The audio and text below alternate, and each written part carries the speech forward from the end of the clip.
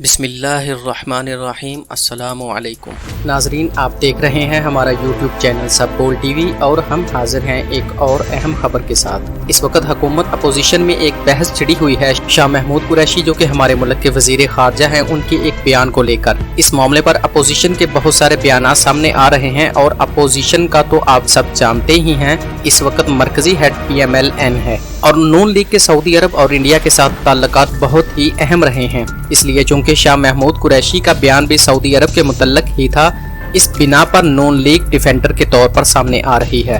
مزید تفصیل میں جانے سے پہلے اس ویڈیو کو لائک اور شیئر کریں، سب بول ٹی وی کو سبسکرائب کریں اور تمام لیٹسٹ اپڈیٹ سے ہر وقت باخبر رہنے کے لیے بیل آئیکن پر ضرور کلک کریں۔ اب ہم تفصیل سے اس بات کو دیکھیں گے کہ سعودی عرب نے ایسا کیا کیا ہے جس کی وجہ سے شاہ محمود قریشی صاحب کو یہ بیان دینا پڑا، اور آخر یہ بیان ہے کیا کہ جس کی وجہ سے سعودی عرب کو بھی تکلیف ہو رہی ہے اور اپوزیشن کی بھی چیخیں نکل رہی ہیں۔ اس کے علاوہ یہ بھی دیکھیں گے کہ پاکستان کی اسٹیبلشمنٹ نے کیا اس صورتحال کے بعد کوئی پلان یعنی پلان بی تو نہیں بنا لیا، اور اگر پلان بی بنایا ہوا ہے جو کہ پہلے کبھی نہیں ہوا کرتا تھا تو وہ پلان بی کیا ہوگا۔ پوائنٹس بہت اہم ہیں جن کو سب بول ٹی وی آپ سے شیئر کرنے جا رہا ہے، کیونکہ ماضی کو یکسر نظر انداز کر کے اس حکومت نے بہت سارے آزادانہ فیصلے کیے ہیں اور ان فیصلوں کا اثر بہت جلد نظر بھی آنے والا ہے۔ اب سب سے پہلے آپ کو شاہ محمود قریشی صاحب کا وہ بیان دکھا دیں جو کہ ایک انٹرویو میں انہوں نے دیا تھا، اور ہندوستان ٹائمز میں بھی یہ بیان شائع ہوا ہے۔ ہندوستان ٹائمز پر چھپے اس بیان کو سب بول ٹی وی اپنی سکرین پر دکھا رہا ہے۔ تو ناظرین، شاہ محمود قریشی صاحب نے یہ بیان دیا ہے کہ میں بڑے مؤدبانہ انداز میں OIC سے یہ درخواست کرتا ہوں کہ وہ کونسل آف فارن منسٹرز کی دوبارہ میٹنگ کروائیں کشمیر کے ایشو کے حل کے لیے۔ دیکھیں، OIC یہ میٹنگ ایک بڑی اور بہت اہم میٹنگ ہوتی ہے، اسے CFM میٹنگ یعنی کہ کونسل آف فارن منسٹرز کی میٹنگ بھی کہتے ہیں۔ OIC میں کل 57 ممالک ہیں۔ UNO یعنی یونائٹڈ نیشن کے بعد سب سے بڑا اجلاس یہ ہوتا ہے۔ اس اجلاس میں 57 مسلم ممالک ہی ہوتے ہیں، یعنی 57 مسلم ممالک کے سربراہان اس میٹنگ میں اکٹھے ہوتے ہیں، لہٰذا یہ اجلاس بھی بہت اہم ہوتا ہے اور پوری دنیا میں اس اجلاس کے فیصلے اور اقدامات کی آواز جاتی ہے۔ اس کے علاوہ اس میٹنگ کے اثرات بہت مضبوط اور دور رس ہوتے ہیں۔ اس کی ایک وجہ یہ بھی ہے کہ اس اجلاس میں بہت سارے ممالک یعنی مسلم ممالک ایسے بھی ہیں جو بہت طاقتور ہیں اور ان کے پاس پیسہ بھی بہت زیادہ ہے۔ دوسری وجہ یہ ہے کہ یہ اجلاس مسلم کمیونٹی کا عکاس ہوتا ہے، یعنی یوں سمجھ لیں کہ پوری دنیا میں مسلمانوں کا ترجمان OIC ہے جو پوری دنیا کے مسلمانوں کی طرف سے دوسرے مذاہب اور ممالک کے سامنے اپنی بات رکھتا ہے۔ اس میٹنگ میں کچھ مشترکہ فیصلے ہوتے ہیں، یعنی کسی ملک پر پابندی لگانی ہے یا تجارت کھولنی بند کرنی ہے، یا اس کے علاوہ بھی کوئی فیصلے اس اجلاس میں کیے جاتے ہیں۔ پاکستان اس اجلاس کی یعنی OIC بلانے کی کافی عرصے سے درخواست کر رہا تھا۔ اس کا نتیجہ کیا نکلا یہ ہم بعد میں بتائیں گے، لیکن پہلے شاہ محمود قریشی صاحب کا پورا بیان سن لیں۔ انہوں نے یہ کہا ہے کہ OIC کی میٹنگ بلائیں اور تمام کونسل اور فارن منسٹرز اکٹھے ہوں، لیکن اگر یہ میٹنگ نہیں بلائی جاتی تو پھر میں مجبور ہوں، مجھے مجبوراً پرائم منسٹر عمران خان صاحب کو اس بات پر کنونس کرنا پڑے گا کہ جو ممالک اس میٹنگ میں آنا چاہتے ہیں ان سب کی ایک الگ سے میٹنگ بلا لی جائے، یعنی OIC سے باہر ہی ان ممالک کی میٹنگ بلا لی جائے جو اس میٹنگ کے حق میں ہیں۔ اب یہ کوئی چھوٹی بات نہیں ہے، ایک بہت بڑی بات ہے، کیونکہ OIC کے اندر 57 ممالک کا ایک بلاک بنا ہوا ہے اور کوئی یہ نہیں چاہے گا کہ اس بلاک کے علاوہ الگ سے مسلمان ممالک کا کوئی اور بلاک بنے۔ یہاں آپ کو یہ بات یاد دلاتے جائیں کہ ملائیشیا میں ایک سمٹ منعقد ہوا تھا جسے کوالالمپور سمٹ کا نام دیا گیا تھا۔ اس سمٹ میں سعودی عرب نے پاکستان کو شامل ہونے سے روک دیا تھا، حالانکہ پاکستان کا اس اجلاس میں شامل ہونا بہت زیادہ ضروری تھا، کیونکہ پاکستان، ترکی اور ملائیشیا مل کر بہت اہم منصوبوں پر کام کرنے والے تھے۔ اس ٹائم پاکستان کو سعودی عرب کے ذریعے بلیک میل کیا گیا اور یہ بلیک میلنگ پاکستانی مزدوروں کی سعودی عرب سے واپسی کی صورت میں تھی، تو پرائم منسٹر کو مجبوراً کوالالمپور سمٹ میں شمولیت سے رکنا پڑا۔ سعودی عرب سے بڑھ کر کوئی منافق ملک نہیں ہے، اسلام کے نام پر یہ ملک ایک داغ ہے اور اس کی حرمت و تقدس صرف کچھ خاص مقامات اور خاص ہستیوں کی وجہ سے ہے۔ اس نے پاکستان کو بلیک میل کیا، اور اسے کس نے اس کام کے لیے کہا؟ تو ناظرین، پوری دنیا میں 2 ممالک اپنی شیطانیت اور فرعونیت کی وجہ سے بدنام ہیں، اسرائیل اور امریکہ۔ तो इन दोनों ने सऊदी अरब के जरिए पाकिस्तान को ब्लैकमेल किया। इस वक्त सऊदी अरब और इसके मुनाफिक शहजादे मुकम्मल तौर पर इसराइल और अमेरिका की गिरफ्त में हैं। इसी वजह से पाकिस्तान उस समिट में नहीं गया था। अब सऊदी अरब का पाकिस्तान को कुआलालंपुर समिट में रोकने का मकसद ये था कि वो ये कभी नहीं चाहता था कि OIC से हटकर कोई और ब्लॉक बन जाए, क्योंकि अगर कोई और ब्लॉक बन गया तो लाजमन सरबराह भी बनेगा। चूँकि OIC का मौजूदा सरबराह सऊदी अरब खुद है, तो लामहला उसे ये तशवीश हो गई थी कि अगर नया सरबराह नए ब्लॉक का बन गया तो वो OIC और उसके फैसलों को चैलेंज कर सकता है। तो इस तरह से सऊदी अरब की हाकमियत तो खत्म हो जानी थी, और यही सोच उसे अमेरिका और इसराइल ने दी थी, क्योंकि ताकत, दौलत और नशे की हवस में सऊदी अरब खुद से ऐसा कभी नहीं सोच सकता था। नाजरीन, ईसाइयों और यहूदियों की ये तारीख रही है कि मुसलमानों के दरमियान फितना और फसाद का अगर कोई जरिया बना तो ये शैतान सिर्फ ईसाई और यहूदी थे। अब कुरैशी साहब ने ये कहा कि पाकिस्तान के पास मजीद इंतजार का टाइम नहीं है। अगर OIC कुछ नहीं कर सकती तो जो मुमालिक इस इजलास के लिए रजामंद हैं, हम अलग से उनका इकट्ठ कर लेते हैं। और ये कोई गैर मामूली बात नहीं थी।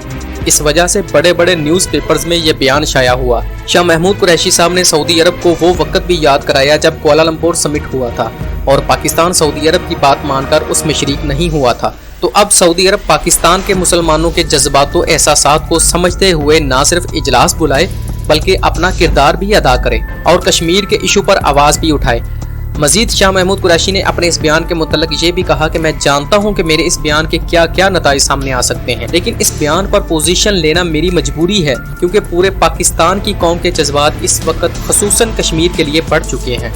इससे भी बढ़कर एक और बात भी शाह महमूद कुरैशी ने की कि या तो OIC कश्मीर के मसले पर अपना किरदार अदा करे या मुस्लिम मुमालिक की बड़ी एटमी कुव्वत के हामिल मुल्क को हमेशा के लिए खो दे। अब ये बहुत ही सख्त और दो टोक बात थी जो वजीर खारजा ने की, और इस बात का अब करना बनता भी है, क्योंकि 1 साल हो गया है कश्मीर पर कर्फ्यू लगा हुआ है। दरिंदों से भी बढ़कर कश्मीरियों के साथ सलूक किया जा रहा है।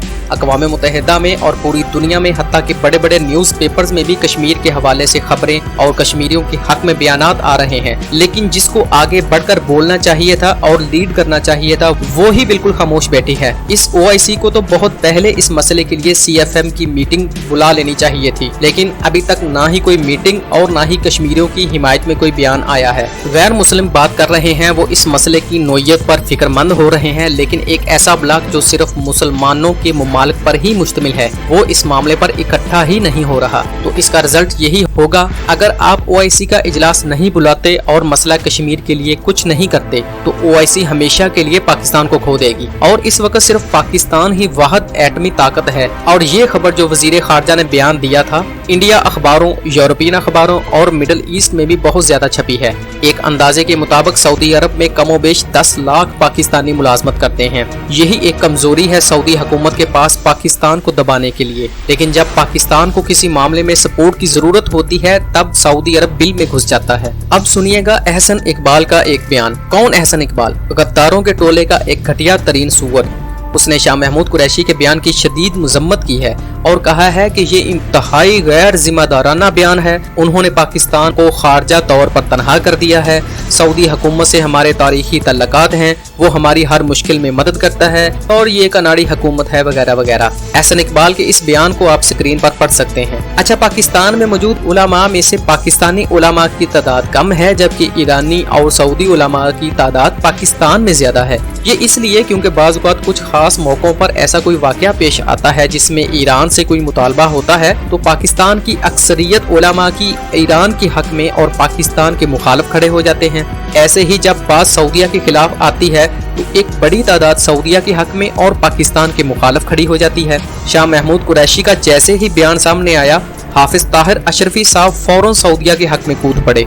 यानी आपको मुनाफिकों का पता किसी खास वक्त पर ही चलेगा, और होता भी ऐसा ही है कि जो ही उन मुनाफिकों के खिलाफ कोई बात सामने आती है तो वो फौरन अपने मुख्तलिफ ज़राए का सहारा लेकर मैदान में कूद पड़ते हैं। एहसन इकबाल ने अपना ट्वीट अरबी में करवाया था ताकि उनके अब्बाओं यानी सऊदी अरब को भी पता चल जाए कि नहीं अभी हमारे पालतू वहाँ बैठे हुए हैं। नाज़रीन, हकीकत से मुंह मोड़ना जहालत है और ये हकीकत आपको भी माननी पड़ेगी कि बहुत बड़ी तादाद उलमा की वो है जिनको गैर मुल्की फंडिंग आती है। ईरान के ज़ाकरों को ईरान से और सऊदिया के उलमा को सऊदिया से। यही वजह है कि फ़िरका वारियत में पाकिस्तान सबसे आगे है। फरवरी 2020 में सऊदी अरब के वज़ीर ख़ारजा फैसल बिन फरहान ने शाह महमूद कुरैशी को फ़ोन किया था।